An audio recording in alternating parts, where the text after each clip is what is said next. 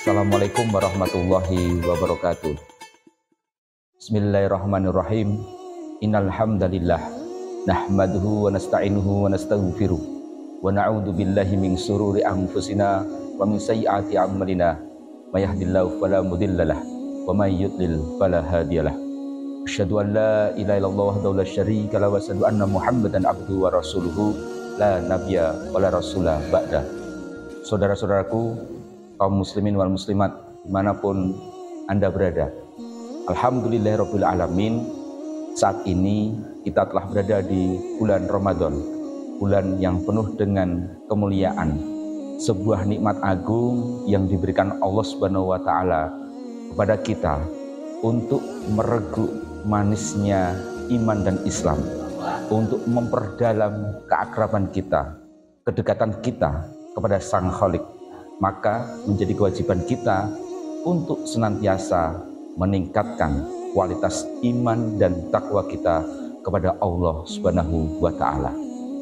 Saudaraku yang budiman, salawat dan salam semoga senantiasa tercurahkan kepada junjungan kita baginda Rasulullah Muhammad Shallallahu Alaihi Wasallam, kepada segenap keluarga sucinya, para sahabat dan umatnya, dan semoga terlimpah kepada kita semua.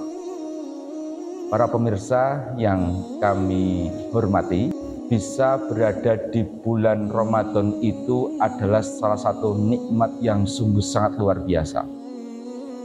Banyak saudara-saudara kita yang telah wafat, yang telah mendahului kita, mereka ingin sekali dikembalikan oleh Allah Subhanahu wa taala ke alam dunia ini. Dan lebih khususnya lagi, mereka ingin dikembalikan pada waktu bulan Ramadan. Sebab bulan Ramadan itu pahalanya sungguh sangat berlipat ganda. Maka mereka sangat ingin sekali untuk kemudian kembali di dunia ini, dan itu pada saat bulan Ramadan. Dan itu sesuatu yang mustahil. Maka jika kita saat ini masih mendapatkan kesempatan untuk menikmati dan berada di bulan Ramadan, maka menjadi kewajiban kita untuk mensyukurinya tiap detik yang telah berlalu di bulan Ramadan ini, dengan senantiasa kita beribadah kepada Allah Subhanahu wa taala. Maka saudaraku, ada sebuah tema menarik antara Ramadan dengan pendidikan keluarga. Bahwasanya Ramadan itu bertujuan. Ramadan adalah hadiah dari Allah Subhanahu wa taala yang diberikan kepada kita umatnya, agar kita dapat menjadi orang-orang yang bertakwa. La'allakum tattaqun. Di dalam ayat yang lain, Allah Subhanahu wa taala telah menegaskan, A'udzubillahi minasyaitonirrajim, bismillahirrahmanirrahim.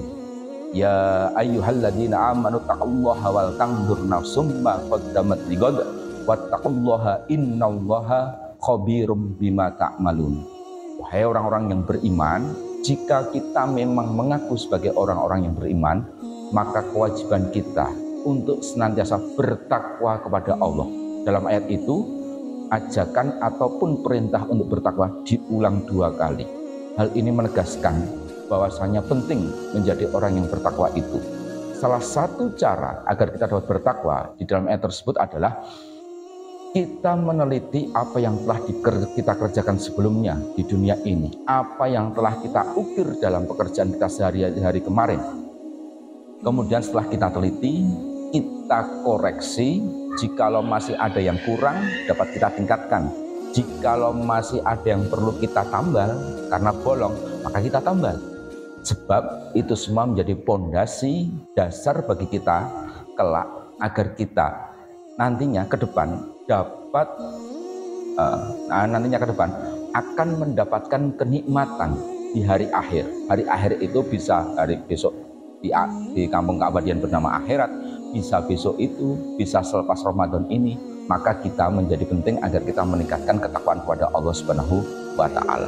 Saudaraku, dimanapun Anda berada, berbicara tentang puasa, ada salah satu kisah menarik. Dulu sekitar tahun 1920 di daerah Kemusuk Godean, ada seorang ibu bernama Ibu Sukirah. Ketika ia mengandung anaknya, Ibu Sukirah itu selama 9 bulan beliau tiap siangnya malah justru puasa. Hal ini tentu berbeda dengan teori kedokteran modern. Ibu Sukirah melakukan riyadhah puasa tiap siang dengan harapan itu menjadi tirakat baginya agar anak yang dikandungnya itu kelak menjadi seorang raja. Ketika kita mendengar cerita seperti ini, tentu kita akan menganggapnya remeh-temeh, sepele. Bahkan tetangganya Ibu Sukirah pun tidak percaya. Mana ada sekarang seorang raja pada tahun seperti itu jikalau dia tidak dilahirkan di lingkungan kerajaan, di lingkungan keraton. Tetapi Ibu Sukirah tetap bergeming. Ia tetap melakukan apa yang menjadi hajatnya. Ia tetap melakukan riyadhahnya. Ibu Sukirah tetap puasa setiap siang, kemudian sambil mengelus-elus jabang bayi perutnya, bahwasanya nak, semoga dengan wasilah puasa ini kelak engkau akan menjadi raja di Nusantara. Sebuah kalimat yang kemudian tentu akan dianggap remeh-temeh dan dianggap sebagai angin lalu bagi tetangga kanan kiri. Tetapi apa yang terjadi? Pada bulan Juni 1921 dari perut Ibu Sukirah lahirlah seorang bayi lucu, kulitnya putih dengan rambut agak ikal, dan bayi itu diberi nama oleh Sukirah dan suaminya Soeharto. Maka Soeharto lahir dari perut Ibu Sukirah yang selama 9 bulan Soeharto berada dalam kandungan Ibu Sukirah dan ibunda tercinta melakukan ibadah puasa. Maka saudara-saudaraku, puasa ini tentu menjadi wasilah bagi kita untuk mendekatkan diri kita kepada Allah Subhanahu wa Ta'ala. Orang yang puasa maka lisannya akan terjaga. Hijab antara doa yang ia panjatkan, yang memanjatkan doa kemudian naik ke atas langit, maka hijabnya akan terbuka karena itu berkat puasa yang dilakukan. Maka puasa ini tentu menjadi karakter yang sungguh sangat luar biasa. Yang pertama, puasa akan menanamkan kedisiplinan yang sungguh sangat luar biasa. Ketika puasa, maka kita dengan keluarga kita akan melakukan ritual tradisi sahur secara bersama-sama.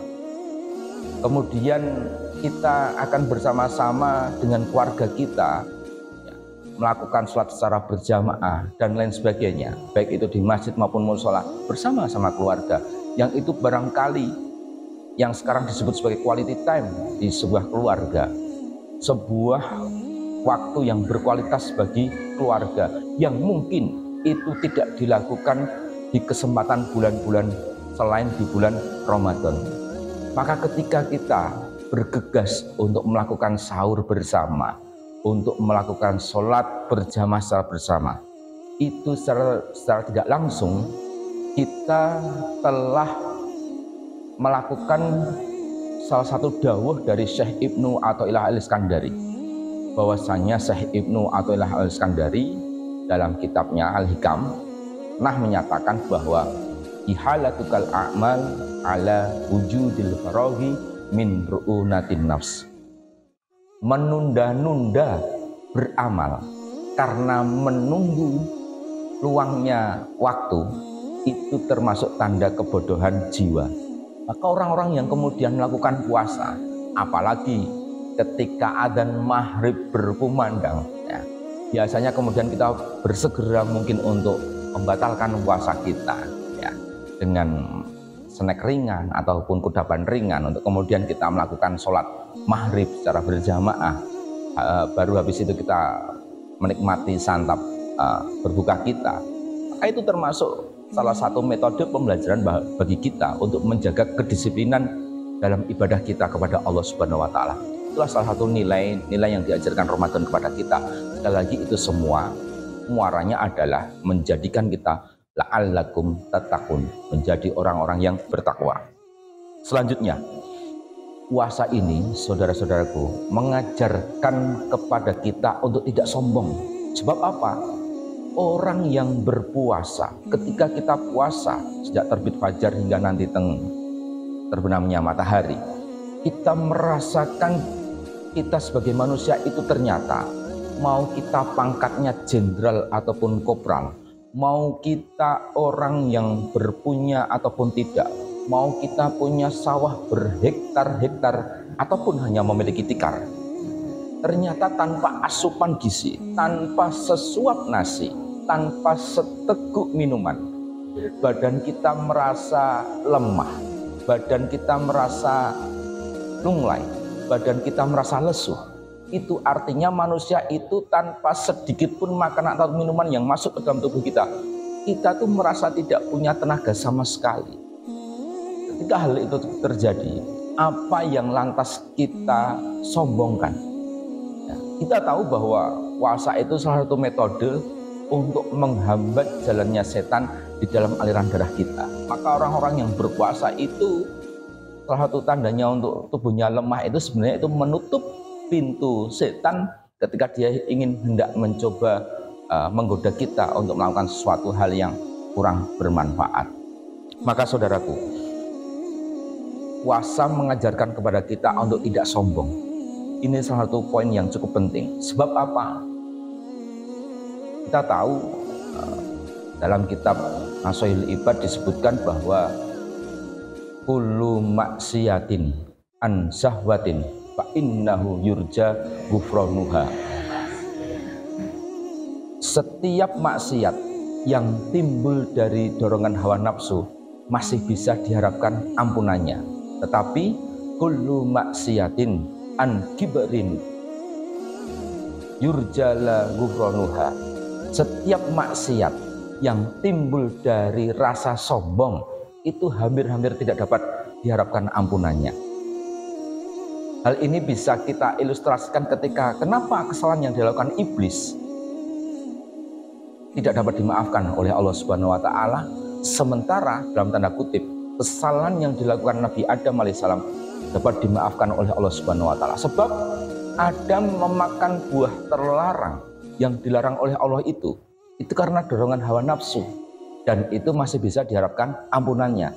Sementara iblis yang enggan bersujud kepada Adam, padahal itu diperintah oleh Allah Subhanahu wa taala, dan iblis merasa dirinya lebih baik, dirinya lebih mulia daripada Adam, maka kesalahan iblis yang itu berdasarkan dari kesombongan iblis tidak dapat diampuni oleh Allah Subhanahu wa taala.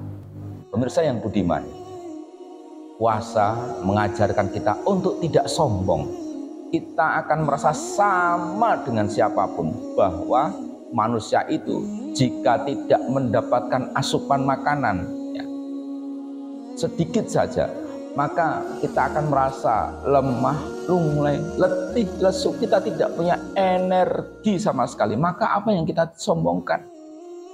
Bahwasanya semua energi itu ya, ternyata berasal dari sesuap nasi, dari seteguk air ya, yang kemudian Allah limpahkan kepada kita untuk kemudian kita dapat melakukan pekerjaan kita sehari-hari, menunaikan amanah yang telah kita dapatkan, dan kita menegakkan sholat untuk beribadah kepada Allah Subhanahu wa taala.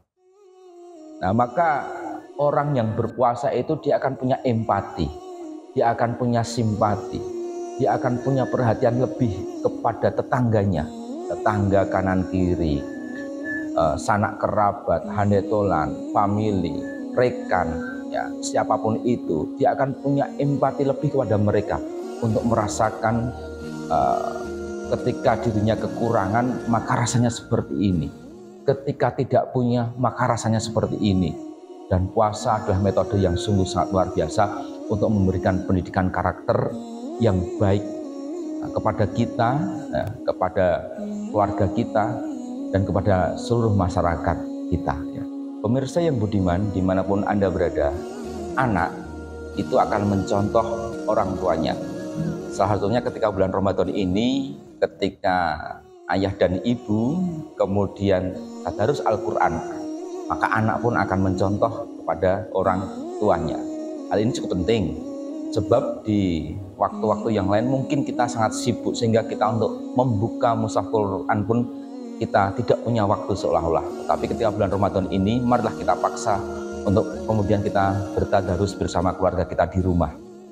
Ingat, Kanjeng Nabi Muhammad SAW pernah bersabda bahwasanya al-baitul ladzi yuqra'u fil Qur'an yatara'a li ahlis sama kama tara'a nujumu li ahlil ardi.